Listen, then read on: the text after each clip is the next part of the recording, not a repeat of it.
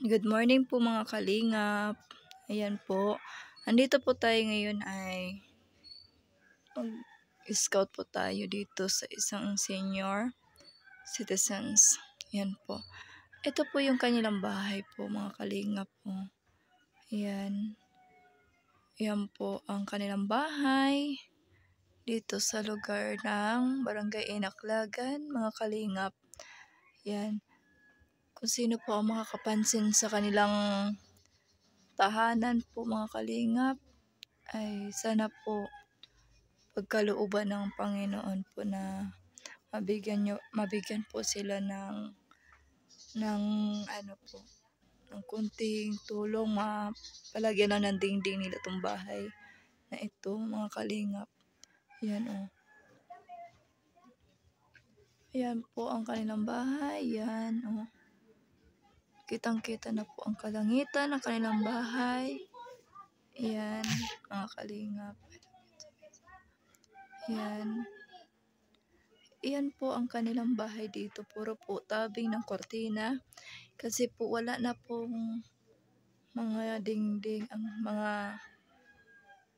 mga tinatakpan ng kortina nila po mga kalingap.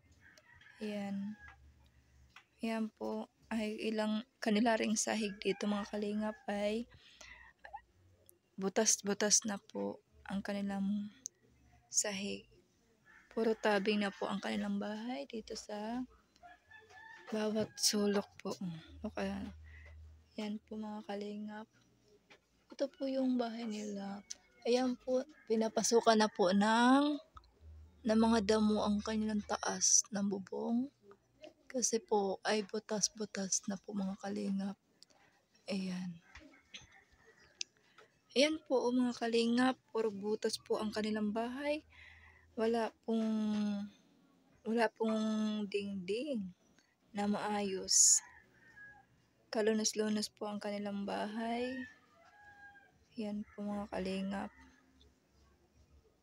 Kung sino man makapanood ng ganitong kalagayan ng taong ito, senior citizens po, ay ganito po ang kanilang bahay ang nakita natin dito, natuklasan natin dito sa Barangay Inaklagan po mga kalingap.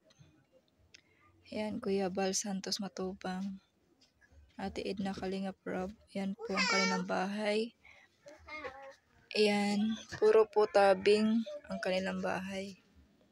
Ayan, kita na po ang mga kalawak-lawakan na bawat sulok. Ayan.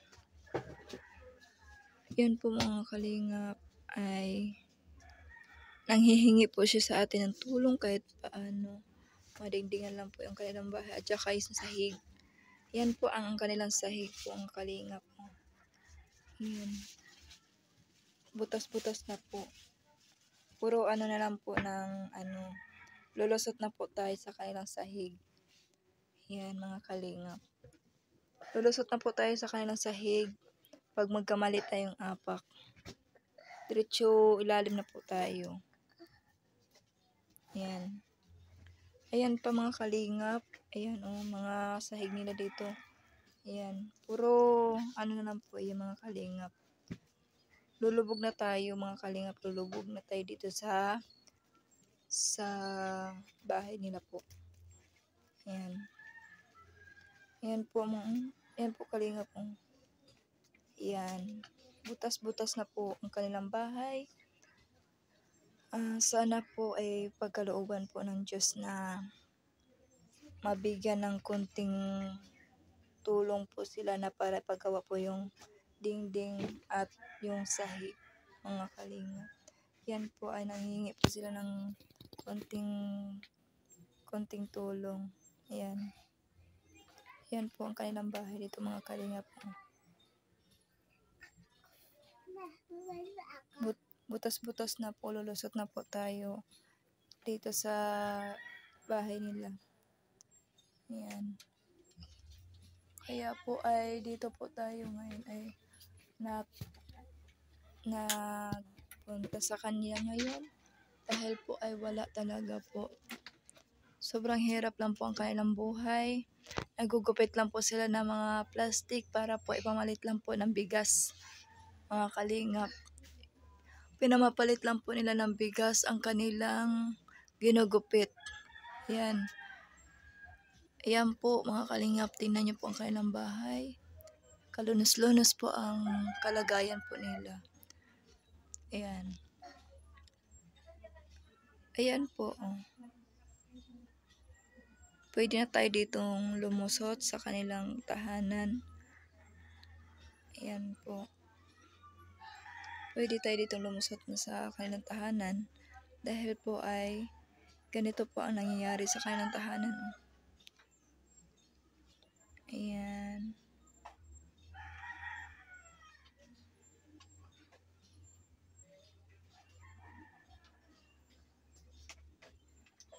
Ayan po mga kalingap, yung senior citizens po ang nakatira dito sa lugar na ito mga kalingap. Yan po. Subaybayan po natin tong kanyang bahay. Yan po. Ayan. Yan po ay lumulusot-lusot na po ang mga daga dito sa kanilang bahay dahil po ay butas-butas na po ang kanilang bahay dito. Yan po mga kalingap. Yan po nanay, meron po tayong konting biyaya po na galing po kay Kuya Bal. Tanggapin niyo po. Yan, galing po kay Kuya Bal. Ano po masasabi niyo po kay Kuya Bal?